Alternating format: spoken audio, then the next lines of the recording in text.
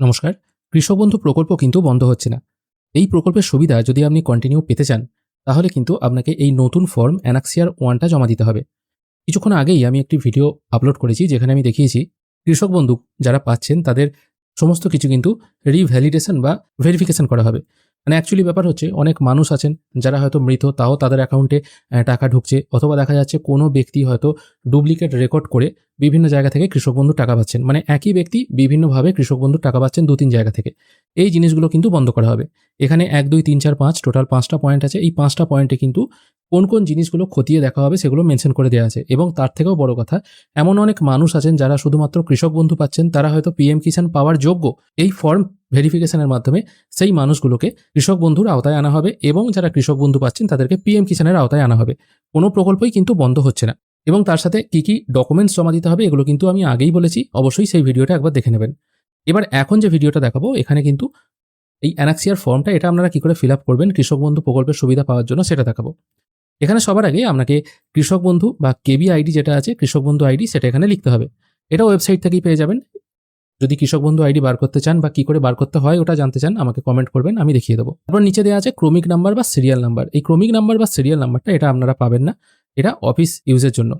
আর একদম এদিকে আছে দেখুন, যাচাইকৃত তথ্য যদি সঠিক হয় তাহলে যাচাইকরণকারী কর্তৃপক্ষ টিকদান করবেন। এটা কিন্তু অফিস ইউজের জন্য, এটা কিন্তু সাধারণ মানুষের জন্য নয়।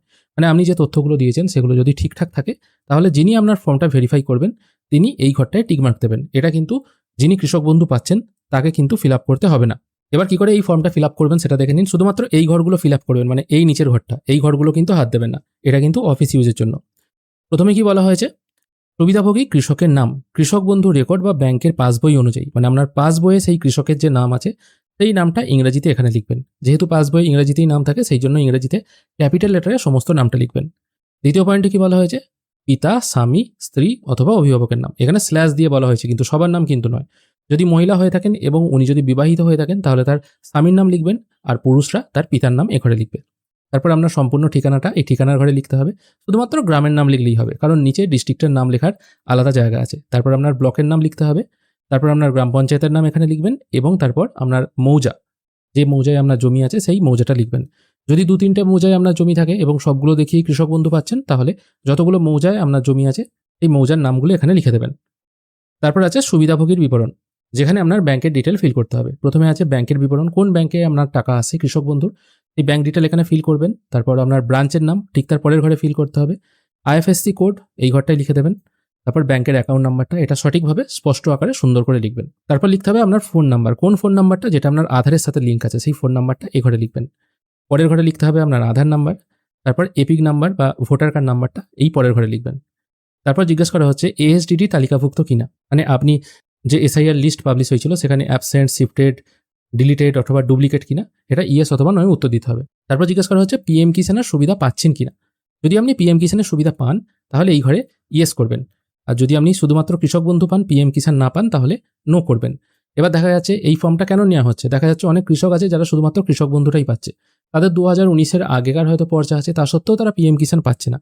এই জন্য কিন্তু এই ভেরিফিকেশনটা করা হচ্ছে। যদি এখানে আপনি মেনশন করে দেন আপনি পিএম কিষাণ পাচ্ছেন না, কিন্তু দেখা গেল আপনার রেকর্ড হয়তো 2019-এর আগেকার, তাহলে কিন্তু আপনাকে পিএম কিষাণ প্রোভাইড করা হবে। তারপর বলা হয়েছে প্রধান পেশা কি, আপনি কি কাজ করেন সেই পেশাটা এখানে লিখবেন। তবে হ্যাঁ, এখানে কিছু মানদণ্ড দেওয়া আছে, যেমন ধরুন কেন্দ্র অথবা রাজ্য সরকার, সরকারি সংস্থা, এরকম কোনো জায়গার আপনি যদি চাকুরে হন, মানে আপনি হয়তো চাকুরি করেন এবং আপনার প্রতি মাসে বেতন ঢোকে, অথবা আপনি হয়তো নিয়মিত পেনশন পাচ্ছেন, তাহলে কিন্তু এখানে সেটা মেনশন করতে হবে। তারপরে আছে জমির বিবরণ, এখানে জমির বিবরণ দিতে হবে। এই ঘরটায় কিছু না লিখলেও চলবে। তারপর বলা হয়েছে জেএল নাম্বার, যে খতিয়ান দেখিয়ে আপনি কৃষক বন্ধুতে টাকা পাচ্ছেন, যদি আপনার 2-3টে খতিয়ান হয়ে থাকে সমস্ত খতিয়ানগুলো এখানে মেনশন করবেন। যতগুলো দাগ নাম্বারের জন্য আপনি টাকা পাচ্ছেন সেই দাগ নাম্বারগুলো এখানে লিখবেন। যদি সবগুলো না ধরে যতগুলো মোটামুটি ধরাতে পারবেন সেগুলো লিখে দেবেন। তারপর জমির পরিমাণ একরে, ঠিক আছে, কতটা পরিমাণ আপনার জমি আছে সেটা ঘরে লিখবেন। তারপর স্বত্বলিপি, মানে আরওআরের তারিখ, মানে খতিয়ানটা কবে তৈরি হয়েছে সেই খতিয়ান তৈরির ডেট, যেটা একদম পর্চার নিচের দিকে লেখা থাকে সেই ডেটটা এখানে লিখবেন। তারপর বলা হয়েছে জমি দখলের ধরন, মানে জমিটা কিভাবে আপনি পেয়েছেন, কিনেছেন না উত্তরাধিকার সূত্রে পেয়েছেন না অন্যান্যভাবে। যদি কিনে থাকেন এখানে লিখবেন ক্রয়, যদি উত্তরাধিকার সূত্রে হয় তাহলে লিখবেন উত্তরাধিকার, এরকম লিখবেন। তারপর জিজ্ঞেস করা হচ্ছে আয়কর প্রদানকারী কিনা, মানে আপনি ইনকাম ট্যাক্স দেন কিনা, মানে আপনার ইনকাম বছরে 12 লাখের বেশি কিনা। যদি 12 লাখের বেশি ইনকাম হয় তাহলে আপনাকে ইনকাম ট্যাক্স দিতে হবে, আর এরকম মানুষ খুবই কম আছেন। ইনকাম ট্যাক্স আর আইটিআর ফাইলিং দুটো জিনিস কিন্তু আলাদা। আইডিআর ফাইলিং যে কেউ করতে পারে, কিন্তু আপনার ইনকাম যদি প্রচুর বেশি হয় তবে কিন্তু আপনাকে ইনকাম ট্যাক্স দিতে হয়, সেটা আপনাকে জানতে চাওয়া হচ্ছে। যদি ইনকাম ট্যাক্স দেন ইয়েস করবেন, অন্যথায় নো করবেন। চলে আসছি পরের পাতায়। এরপর আপনার স্ত্রীর বিবরণ দিতে হবে। স্বামী হলে স্ত্রী, স্ত্রী হলে স্বামীর বিবরণ দিতে হবে। এখানে নেম অফ দ্য স্পাউস, পুরুষ হলে তার স্ত্রীর নাম এবং মহিলা হলে তার স্বামীর নাম এখানে লিখবে। তারপর সেই ব্যক্তির ব্যাংক অ্যাকাউন্টের ডিটেল এখানে দিতে হবে, মানে পুরুষ হলে তার স্ত্রীর ব্যাংক অ্যাকাউন্ট এবং মহিলা হলে তার স্বামীর ব্যাংক অ্যাকাউন্ট এখানে দিতে হবে। তারপর কোন ব্রাঞ্চে অ্যাকাউন্ট আছে, আইএফএসসি কোড এবং অ্যাকাউন্ট নাম্বার পরপর এই ঘরে লিখতে হবে। একই রকমভাবে আধারের সঙ্গে লিঙ্ক ফোন নাম্বার এখানে লিখতে হবে। তারপর একই রকমভাবে আধার নাম্বার, এপিক নাম্বার এখানে বসাতে হবে।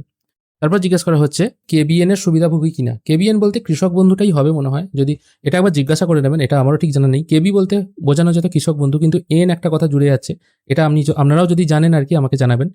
তারপর জিজ্ঞেস করা হচ্ছে এএসডিডি তালিকাভুক্ত কিনা, মানে এসআইআর এ আপনি অ্যাবসেন্ট, শিফটেড, ডেড অথবা ডুপ্লিকেট ভোটার ছিলেন কিনা, এটা জানাতে চাওয়া হচ্ছে, এটা অবশ্যই নো করবেন।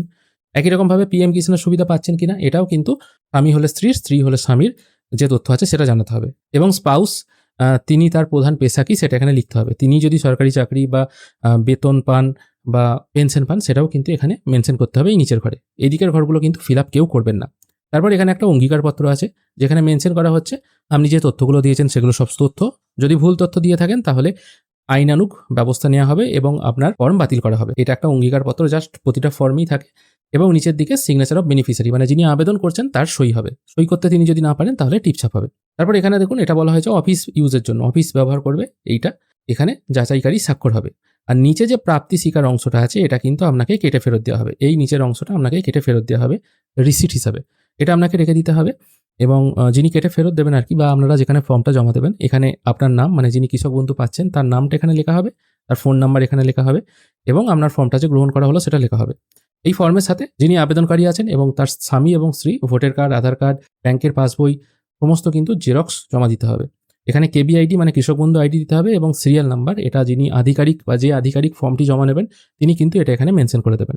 এবং আবেদন গ্রহণকারী আধিকারিকের স্বাক্ষর সেটা এখানে হবে। পরবর্তীকালে কৃষক বন্ধু টাকা যদি আটকে যায় বা কোনো রকম সমস্যা হয় তখন কিন্তু আপনাকে এই প্রাপ্তি স্বীকার বা অ্যাকনোলেজমেন্ট কপিটা নিয়ে বিডিও অফিসে যোগাযোগ করতে হবে। ওখানে গিয়েই কিন্তু আপনাকে দেখাতে হবে আপনার টাকা এলো না কেন।